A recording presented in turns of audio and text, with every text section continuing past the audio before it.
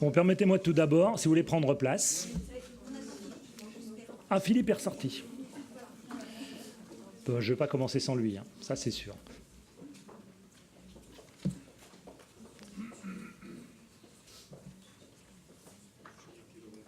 Ah ben voilà. Très bien. Philippe est là, donc j'ai le plan de l'organisation de la soirée sous les yeux. Ça devrait nous prendre une petite heure. En tout cas, je remercie déjà les courageuses et les courageux qui sont là. Apparemment, on avait un peu tous les éléments déchaînés contre nous ce soir, avec l'orage, des problèmes de métro liés aux inondations dans le métro, des problèmes de grève, puisqu'on était dans une journée de grève, enfin des problèmes de circulation en général qui font que certaines personnes qui avaient dit qu'elles venaient, y compris par exemple Claudine Cohen, que j'ai vue cet après-midi, qui m'a dit « je viens, on se revoit tout à l'heure », et qui vient de nous dire qu'elle ne pouvait pas venir parce qu'elle était bloquée dans les transports.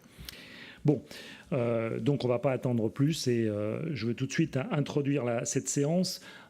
Et cette séance, bon, elle est là pour célébrer bien sûr un nouveau prix, qui est le prix de la Fondation Engie, qui est, comme vous le voyez, le talent de la recherche au Musée de l'Homme. C'est la première fois que ce prix est mis en place. Il faut dire que le Musée de l'Homme rénové n'est pas très vieux, même s'il y a eu des prix avant, bien sûr, liés au Musée de l'Homme. Et donc je voulais évidemment remercier la Fondation Engie. Je voulais la remercier, bien sûr, à travers Philippe Perral, délégué général de cette fondation. Je voulais remercier très très sincèrement également Alain Boucrin-Dubourg, mon cher ami Alain, qui répond toujours présent quand on le sollicite pour le muséum en général et pour le Musée de l'Homme ce soir en particulier. Et là, vraiment, je veux te remercier du fond du cœur pour ça. Dire simplement, et après vous découvrirez d'autres choses, que ce soir, il y a 2 lauréats, parce que nous sommes réunis en jury il y a à peu près un mois. Et bon, il y avait un certain nombre de candidats, et vraiment, on a convergé sur 2 projets qui tenait dans l'enveloppe financière proposée par la Fondation Engie, de surcroît. Et il y avait vraiment unanimité du jury autour de ces 2 projets, que vous allez découvrir dans pas longtemps. Donc, ce que je vous propose, c'est de commencer par un petit film publicitaire. On commence toujours par les publicités quand on va au cinéma. Donc là, je vous propose un petit film vantant les mérites du Muséum, du Musée de l'Homme et de son site du Musée de l'Homme. Voilà. Et puis ensuite, on passera à la remise des prix proprement dite.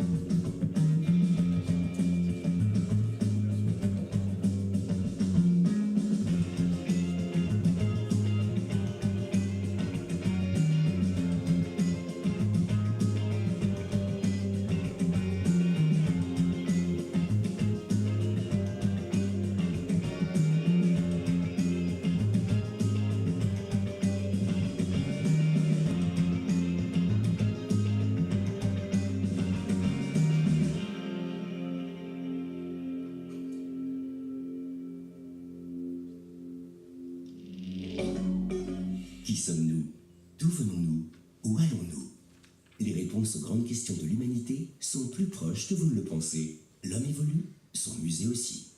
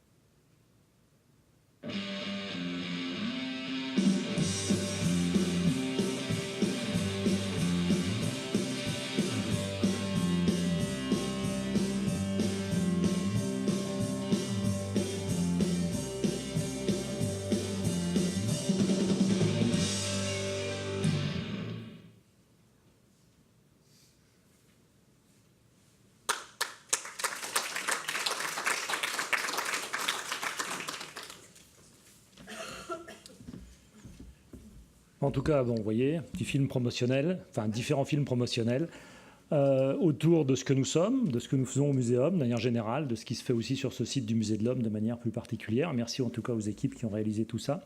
Ça ne nous sert pas seulement pour ce soir, mais ça nous sert également, je ne sais pas, peut-être que vous avez déjà remarqué, mais le restaurant La Baleine, qui est au Jardin des Plantes, a été rénové. Il s'appelle maintenant Les Belles Plantes.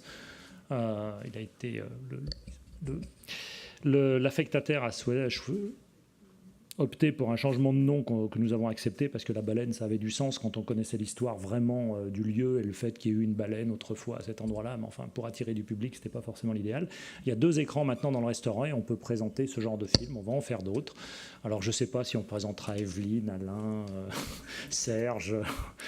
et tout le monde, mais en tout cas, ça a aussi ce but-là d'attirer des gens chez nous, de séduire à travers ce genre de petits produits. Ceci dit, ce soir, c'est les talents de la recherche au Musée de l'Homme, la Fondation LG, et donc, sans plus tarder, je laisse la parole à Philippe Perra pour parler de l'engagement de la Fondation auprès du Musée de l'Homme.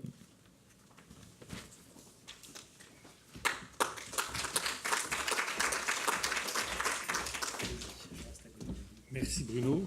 Nous, on est très très fiers en tout cas de cet aboutissement, de la longue réflexion. On a un très beau partenariat avec le Musée de l'Homme depuis maintenant de très nombreuses années. On a commencé par le fonds Émile Victor sur la question polaire. Après, on vous a rejoint pour la restauration des serres. Voilà, on nous a mis de sécher environnement est également présent.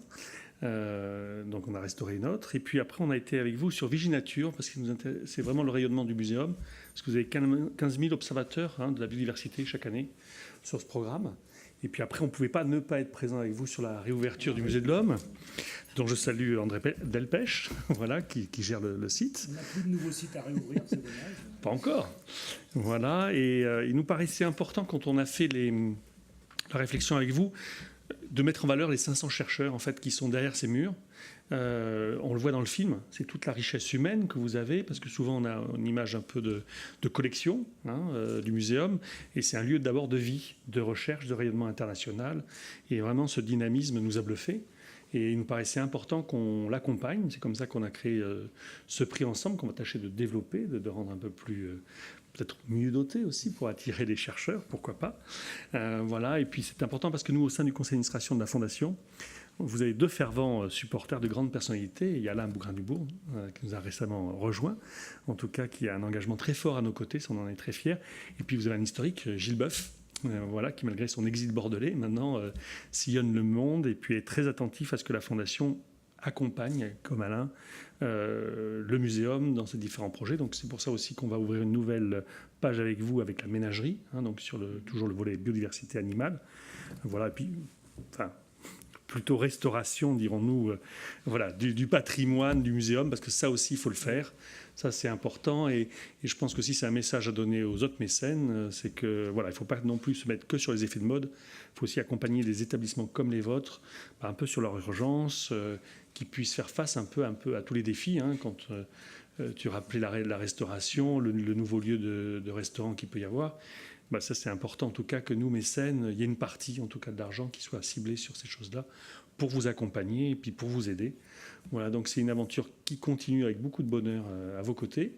Voilà, nous, la Fondation évolue beaucoup puisque Gérard Mestral est maintenant a une nouvelle mission. Il va partir s'occuper de créer une ville grande comme la Belgique en Arabie Saoudite. Alain sera très attentif à la biodiversité de cette zone-là, j'imagine.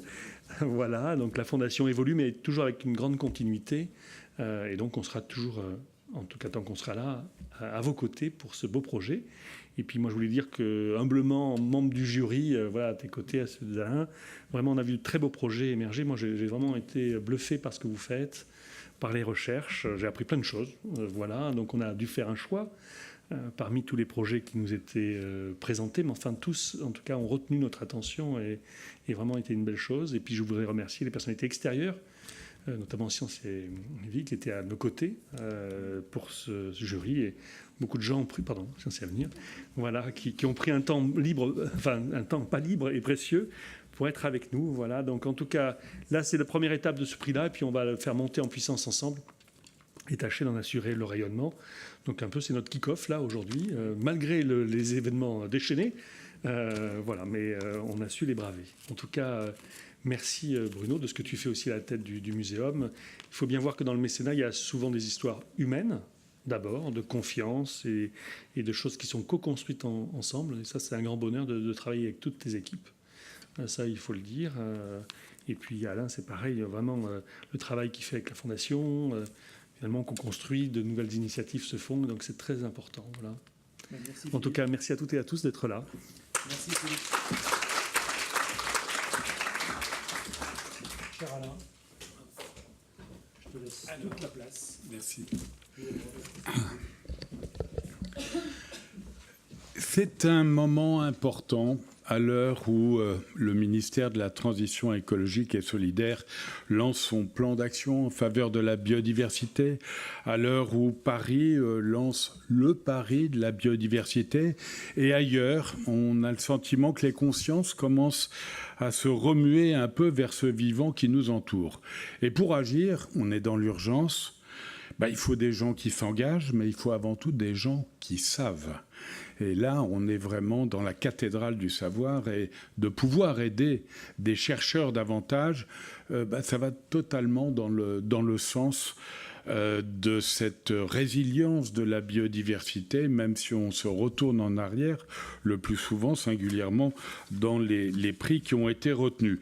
Alors, je dois vous confesser qu'on a davantage parlé du jury du Festival de Cannes que d'une autre.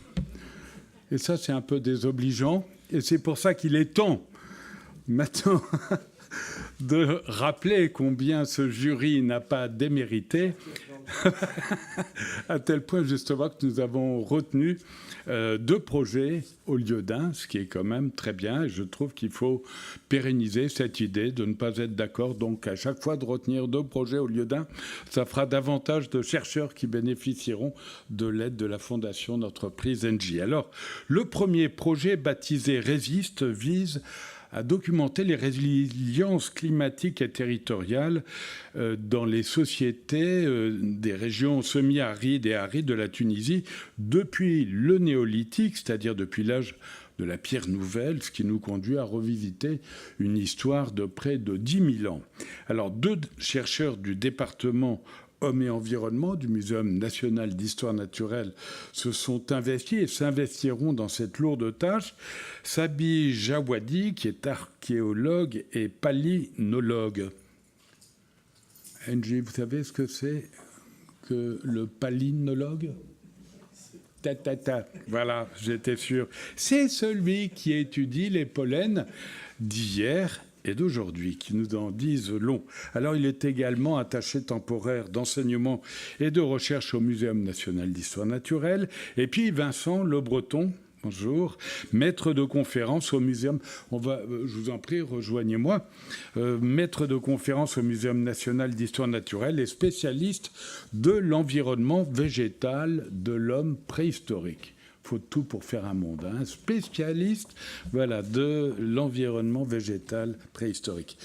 Alors, le projet qui a été retenu vise à étudier les steppes de la Tunisie centrale, qui sont des milieux extrêmement vulnérables aux variations de l'aridité et à l'impact croissant des activités humaines. Alors, pour en savoir davantage, les chercheurs vont bénéficier des nombreux vestiges archéologiques qui témoignent d'une présence humaine pérenne dans ces paysages depuis le néolithique.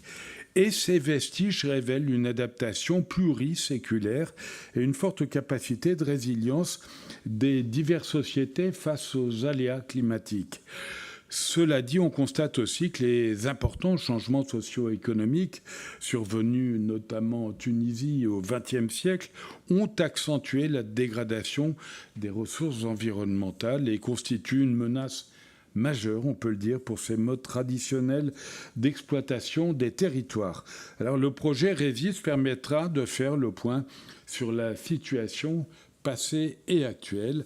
Avec tous nos vœux de réussite, la fondation d'entreprise Engie est heureuse de vous avoir sélectionné pour vous remettre une dame qui a 28 000 ans, on peut dire 24 000 ans, on peut dire son âge. Alors là, elle est dans un état qui ne correspond pas vraiment à l'état dans lequel on l'a retrouvée, parce qu'il n'y a pas les couleurs en vérité. Voilà. Et il est gravé au nom. Alors, comment on fait quand vous êtes 2 à voir, vous allez vous le partager? Ça ne nous regarde pas. Voilà, je vous propose de vous applaudir l'un et l'autre. Bravo pour votre travail. Et puis 2 ans pour l'avenir. On est vraiment de tout cœur avec vous. Voilà. Je vous propose de prendre Vincent, peut-être, prendre la parole. Allez-y. Merci. Il faut remercier chaleureusement la fondation d'entreprise Engie. C'est vraiment une opportunité formidable que vous nous avez offerte de valoriser nos recherches que l'on mène en Tunisie depuis près d'une dizaine d'années maintenant pour ce qui concerne ces investigations palynologiques en Tunisie centrale.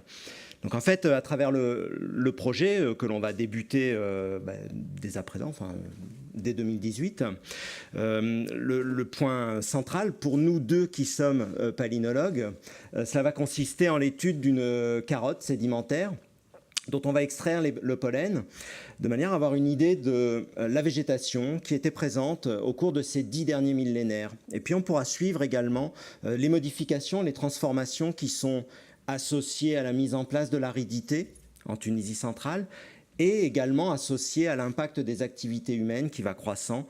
Et vous l'avez dit, Monsieur Bougrain-Dubourg, qui sont extrêmement forts depuis maintenant un siècle et qui placent des groupes humains dans des situations de grande vulnérabilité face à des écosystèmes qui se dégradent de manière très accélérée. Donc ces recherches, nous allons pouvoir les mener avec un soutien financier qui va nous accompagner pendant les 2 prochaines années. C'est vraiment très précieux en recherche. Et donc pour cela, on vous renouvelle nos remerciements appuyés. Je souhaite également associer dans ces remerciements nos collègues tunisiens qui vont participer à ce projet. Il y a Madame Dabia Awadi qui est en charge de la préhistoire en Tunisie au sein de l'Institut national du patrimoine. Et puis mon collègue chercheur Karim Bougelben qui est à l'université de Sfax mais qui travaille avec un laboratoire de l'université de Tunis. Alors, ces collaborations, elles vont être facilitées avec la convention tripartite qu'a signée très récemment le Muséum en début d'année, avec l'Institut national du patrimoine et puis aussi avec l'Université de Tunis. C'est vraiment des moyens un peu administratifs cette fois-ci, mais qui sont très précieux pour travailler, pour mener ces opérations de terrain. Ça permet d'avoir des soutiens logistiques lorsque nous allons en Tunisie. Et donc là, cette fois-ci, c'est aussi le Muséum qu'il faut remercier pour nous accompagner à travers la mise en place de ces conventions. Maintenant, tout est réuni pour aller faire nos campagnes de terrain, et puis surtout, dans quelques mois, diffuser nos résultats, faire le retour vers le grand public. Et ça, c'est aussi une des missions fortes du Muséum. Merci.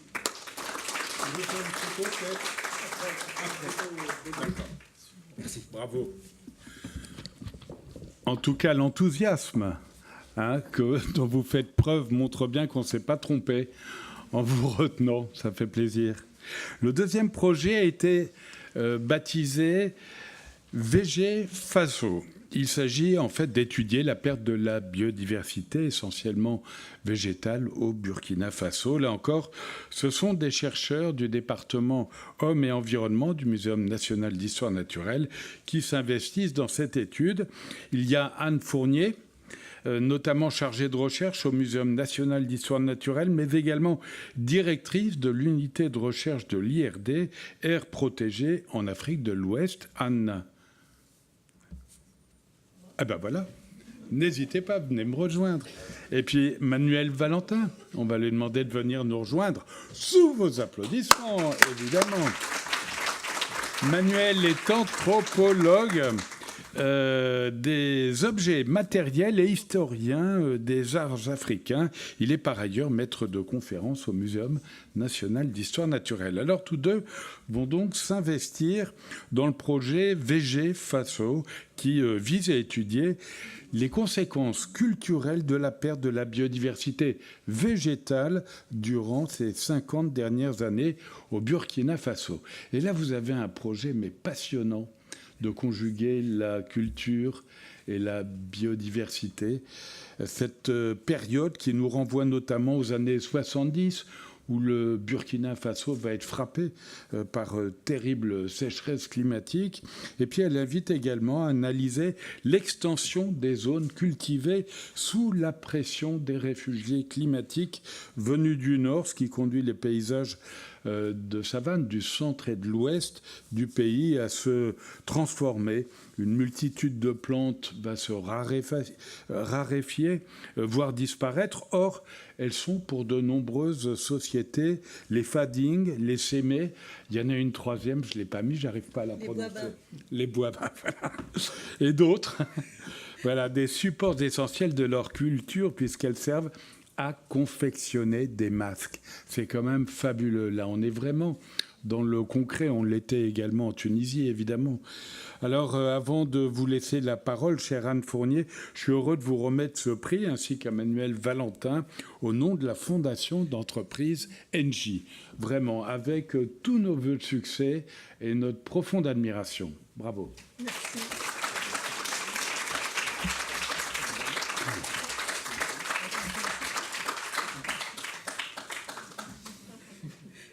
Un petit mot.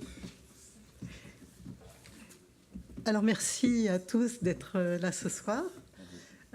malgré tous les obstacles. Merci à la Fondation NJ d'avoir créé ce prix et Evelyne Heyer aussi, bien sûr, et au jury d'avoir sélectionné notre projet. Nous sommes très honorés, très fiers. Et en faisant ce choix, vous mettez à l'honneur des approches en ethnobotanique, mais vous mettez aussi à l'honneur ces sociétés de savane du Burkina Faso qui sont absolument passionnantes, dans la mesure où elles sont plein pied avec la modernité, bien entendu, mais où elles sont fortement décidées à maintenir leur tradition, leur identité. Alors cette identité, elle passe par ces fameux masques de feuilles, d'autres masques, mais surtout ces masques de feuilles qui sont faits de feuilles fraîches, prises dans les arbres de brousse. Un masque, pour nous, c'est quelque chose qui cache le visage. Pour ces sociétés, un masque, c'est un être venu d'ailleurs.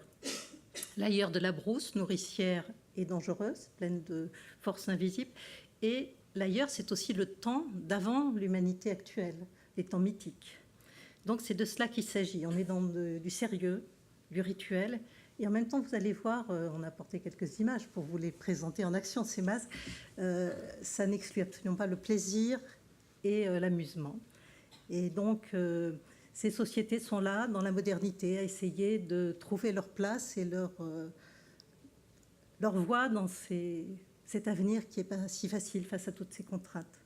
Je vais juste faire un tout petit point de rectification. Je ne suis plus responsable d'unité de recherche actuellement. Je suis membre de PADOC. On ne vous a pas corrigé le truc. C'est l'unité à protéger. Je l'ai dirigée il y a des années, mais c'est fini. Voilà, donc on va peut-être regarder ces images. Voilà, un petit film de 2 minutes avec les masques du Burkina. Merci infiniment. Bravo.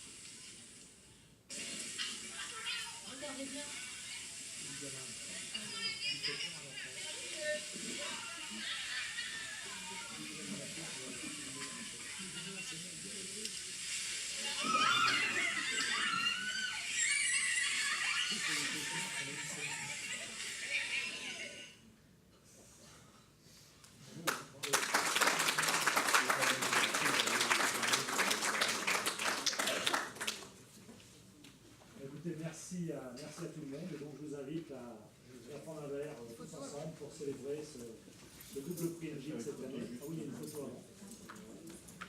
Une photo de groupe avant, en espérant qu'on en célébrera de nombreux dans les années qui viennent.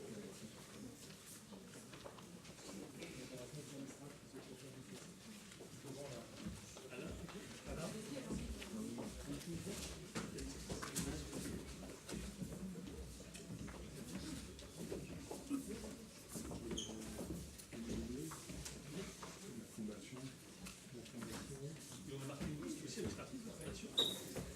bravé les éléments. Donc, il est la présidente de la Boîte d'Enfants, pour ceux qui ne la connaissent pas.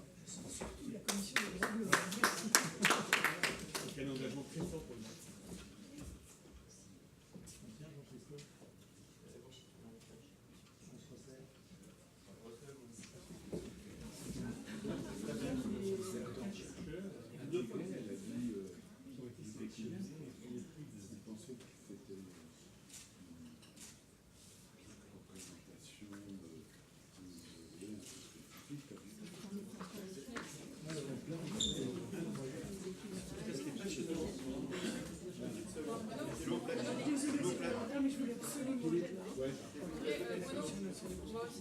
Il faut qu'on se fasse photographier le dos.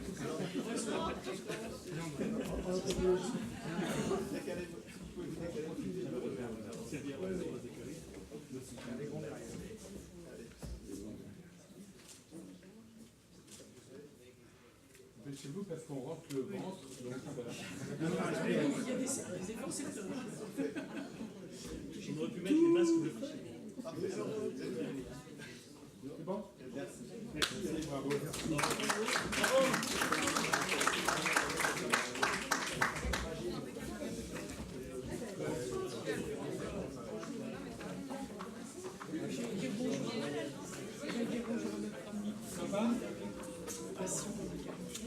Gentil, adorable. Ah, je vais le dire à Wendy, ça va lui faire plaisir.